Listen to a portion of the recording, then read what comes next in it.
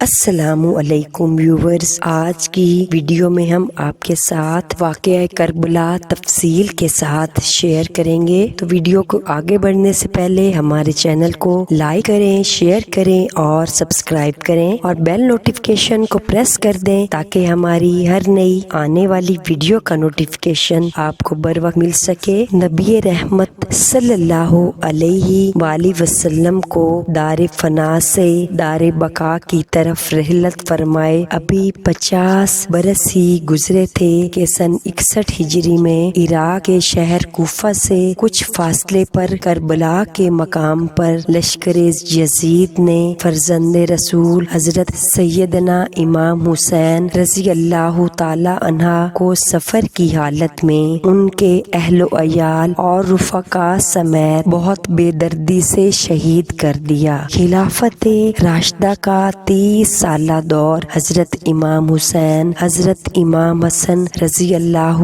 عنہ پر مکمل ہو چکا تھا اور پھر بادشاہت کی ابتدا حضرت معاویہ رضی اللہ عنہ سے ہوئی۔ جب 60 سن ہجری میں حضرت سیدنا امیر معاویہ رضی اللہ تعالی عنہ کا انتقال ہوا اور یزید ان کا جانشین بنا، تب تخت حکومت پر بیٹھتے ہی اس کے لیے سب سے اہم مسئلہ حضرت سیدنا امام حسن، حضرت سیدنا عبداللہ بن زبیر اور حضرت سیدنا عبداللہ بن عمر رضی اللہ عنہما سے بیعت لینے کا تھا، کیونکہ ان حضرات نے یزید کو امیر معاویہ رضی اللہ تعالی عنہ کا ولی عہد تسلیم نہیں کیا تھا۔ اس کے علاوہ ان حضرات سے یزید کو یہ بھی خطرہ تھا کہ کہیں ان میں سے کوئی خلافت کا دعویٰ نہ کر دے اور کہیں ایسا نہ ہو کہ سارا حجاز مقدس میرے خلاف اٹھ کھڑا ہو، جبکہ حضرت سیدنا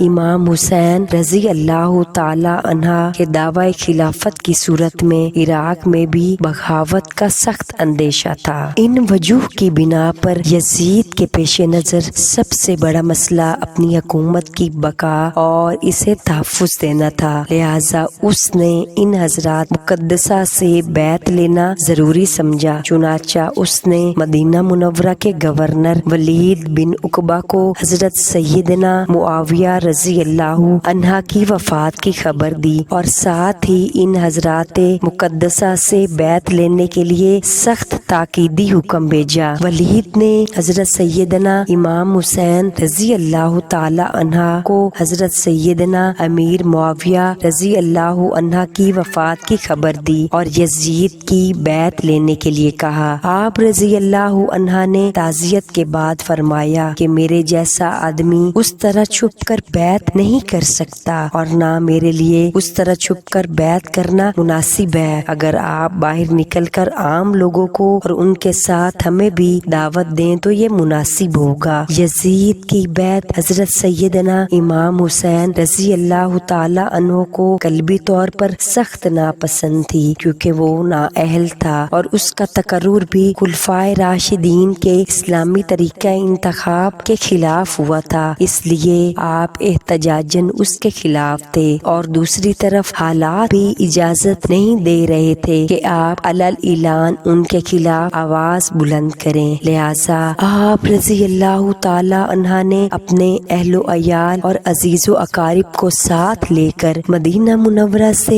مکہ مکرمہ کی طرف ہجرت فرما لی۔ آپ رضی اللہ عنہ کے مکہ مکرمہ پہنچنے کی خبر سن کر لوگ جوک در جوک آپ کی خدمت میں حاضر ہو کر زیارت کا شرف حاصل کرنے لگے۔ جب اہل کوفہ کو حضرت سیدنا امیر معاویہ رضی اللہ تعالی عنہ کے انتقال کی خبر ملی اور انہیں اس بات کا علم ہوا کہ حضرت سیدنا امام حسین رضی اللہ تعالی عنہ نے یزید کی بیعت سے انکار کر دیا ہے، تو انہوں نے سیدنا امام حسین رضی اللہ تعالی عنہ کے نام ہزاروں کی تعداد میں خطوط لکھے، آپ جلد از جلد کوفہ تشریف لے آئیے، مسند خلافت آپ کے لیے خالی ہے اور ہمارے اموال اور ہماری گردنیں آپ کے لیے حاضر ہیں، سب کے سب آپ کے منتظر و مشتاق ہیں، آپ کے سوا کوئی ہمارا امام و پیشوا نہیں، آپ کی خدمت کے لیے یہاں لشکر مہیا و حاضر ہے۔ امام عالی مقام نے جب اہل کوفہ خطوط و وفود میں ان کے جذبات، عقیدت و محبت، جان و مال قربان کرنے کی تمناؤں اور کوفہ آنے کی التجاؤں کو دیکھا تو فیصلہ کیا کہ حالات معلوم کرنے کے لیے پہلے اپنے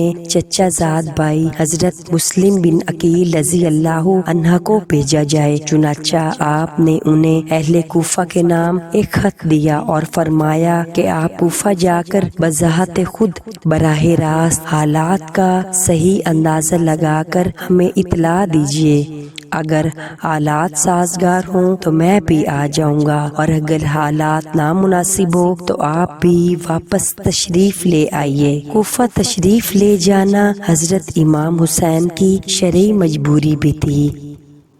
حضرت علامہ سید نعیم الدین مراد آبادی رحمت اللہ علیہ فرماتے ہیں کہ اگرچہ امام حسین رضی اللہ تعالی عنہ کی شہادت کی خبر مشہور تھی اور کوفیوں کی بے وفائی کا پہلے بھی تجربہ ہو چکا تھا، مگر جب یزید بادشاہ بن گیا تو اس کی حکومت و سلطنت دین اسلام کے لیے خطرہ تھی، اور اسی سبب سے اس کی بیعت ناروا تھی، اور وہ طرح طرح کی تدبیروں اور ہیلوں سے چاہتا تھا کہ لوگ اس کی بیعت کر لیں۔ ان حالات میں کوفیوں کا باپاس سے ملت یزید کی بیعت سے دستکشی کرنا اور حضرت امام حسین رضی اللہ تعالی عنہ سے طالب بیعت ہونا امام پر لازم کرنا تھا کہ ان کی درخواست قبول فرمائے۔ جب ایک قوم ظالم و فاسق کی بیعت پر راضی نہ ہو اور صاحب استحقاق اہل درخواست بیعت کرے، اس پر اگر وہ اس کی استدعا قبول نہ کرے تو اس کے یہ معنی ہوتے ہیں کہ وہ اس قوم کو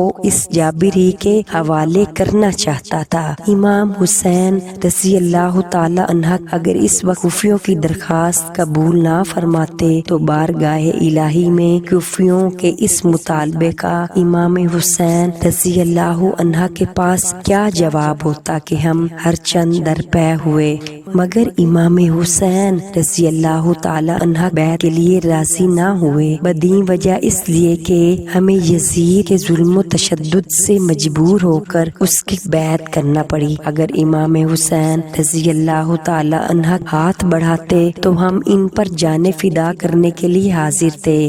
یہ مسئلہ ایسا درپیش آیا جس کا حل بجز اس کے اور کچھ نہ تھا۔ حضرت امام حسین رضی اللہ تعالی عنہ ان کی دعوت پر لبیک فرمائے۔ اگرچہ اکابر صحابہ کرام حضرت ابن عباس و حضرت ابن عمر و حضرت جابر و حضرت ابو سعید و حضرت ابو واقد لیسی رضی اللہ تعالی عنہما حضرت امام حسین رضی اللہ تعالی عنہ کی اس رائے سے متفق نہیں تھے اور انہیں کوفیوں کے عہد مواسی کا اعتبار نہ تھا۔ امام حسین رضی اللہ تعالی عنہ کی محبت اور شہادت، امام حسین رضی اللہ تعالی عنہ کی شہرت، ان سب کے دلوں میں اختلاج پیدا کر رہی تھی، وہ کہ یہ یقین کرنے کی بھی کوئی وجہ نہ تھی کہ شہادت کا یہی وقت ہے اور اسی سفر میں یہ مرحلہ درپیش ہوگا، لیکن اندیشہ مانے تھا۔ حضرت امام حسین رضی اللہ تعالی عنہ کے سامنے مسئلے کی یہ صورت درپیش تھی کہ وہ اس استدعا کو رد کرنے کے لیے عذر شرعی کیا ہے۔ ادھر ایسے جلیل القدر صحابہ علیہم رضوان اللہ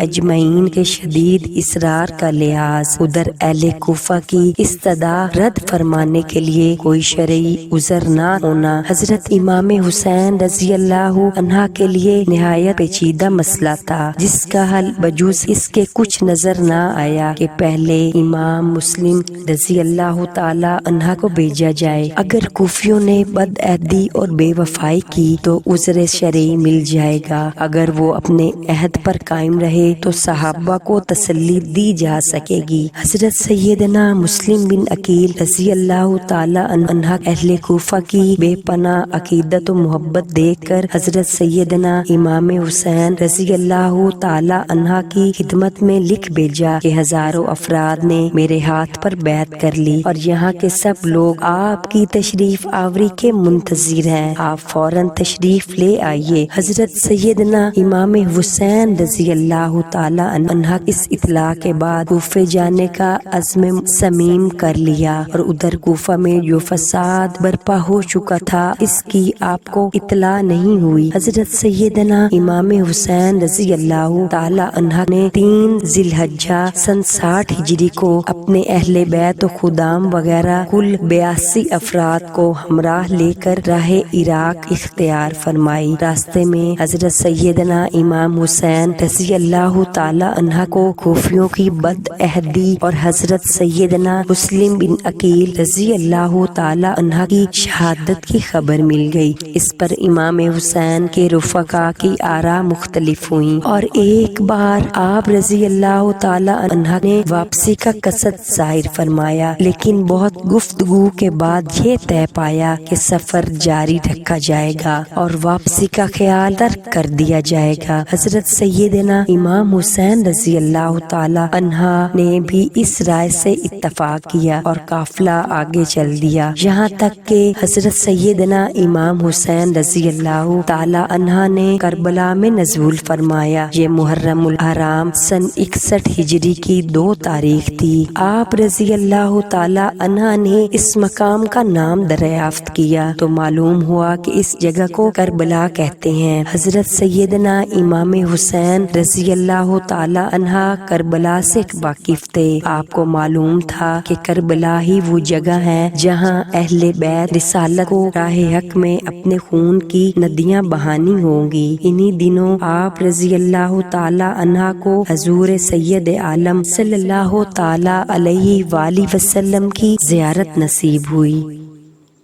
علیہ صلوات و تسلیمات نے آپ کو شہادت کی خبر دی اور آپ کے سینہ مبارک پر دست اقدس رکھ کر دعا فرمائی، اے اللہ حسین کو صبر و اجر عطا فرما۔ پھر ابن زیاد نے سیدنا امام حسین رضی اللہ تعالی عنہ کو ایک خط لکھ بھیجا کہ یزید کی بیعت کر لیجئے۔ جب وہ خط آپ رضی اللہ تعالی عنہ کے پاس پہنچا، آپ نے اسے پڑھ کر پھینک دیا اور خط لانے والے قاصد سے فرمایا کہ اس وقت میرے پاس اس کا کوئی جواب نہیں۔ ایلچی نے آ کر ابن زیاد کو بتایا تو جواب سن کر ابن زیاد کا غصہ بھڑک اٹھا۔ اس نے لوگوں کو جمع کیا، فوجیں تیار کیں، ان کا سپہ سالار عمر بن سعد کو بنایا جو ملک رے کا والی تھا۔ اولاً اس نے پہلو تہی سے کام لیا۔ اس پر ابن زیاد نے کہا کہ یا تو لڑنے کے لیے تیار ہو جا یا پھر رے کی حکومت چھوڑ کر گھر بیٹھ جا۔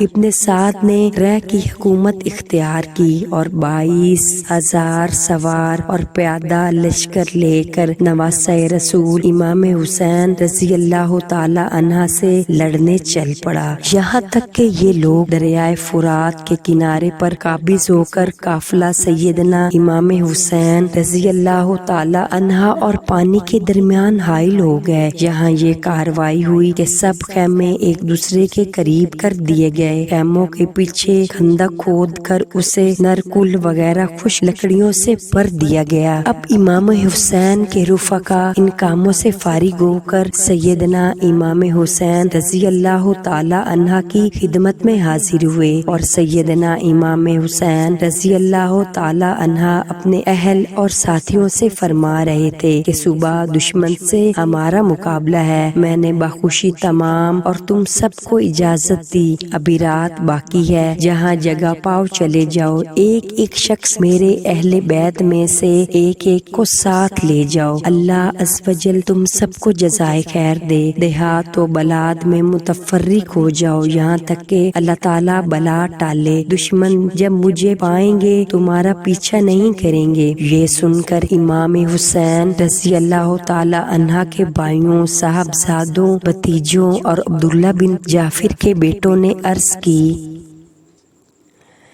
کہ ایسا ہم کس کے لیے کریں گے، اس لیے کہ آپ رضی اللہ تعالی عنہ کے بعد زندہ رہیں۔ اللہ عز و جل ہمیں وہ منحوس دن نہ دکھائے کہ آپ نہ ہو اور ہم زندہ رہیں۔ یہاں تک کہ ابن سعد نے اپنے لشکر کے ساتھ امام حسین رضی اللہ تعالی عنہ اور آپ کے رفقا پر حملہ کر دیا۔ آپ کے رفقا و احباب، برادران و شہزادگان ایک ایک کر کے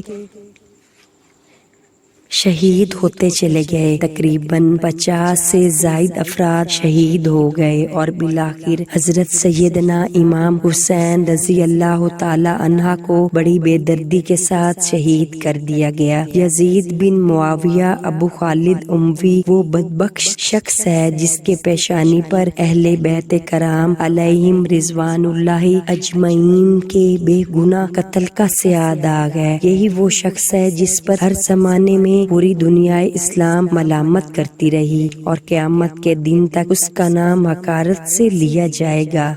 محرمات سے نکاح، سود وغیرہ ممنوعات کو بھی اس بے دین نے اعلانیہ رواج دیا۔ مدینہ طیبہ و مکہ مکرمہ کی بھی بے حرمتی کروائی گئی۔ بالآخر حضرت سیدنا امام حسین رضی اللہ تعالی عنہ کو کربلا کے مقام پر بے دردی کے ساتھ شہید کر دیا گیا۔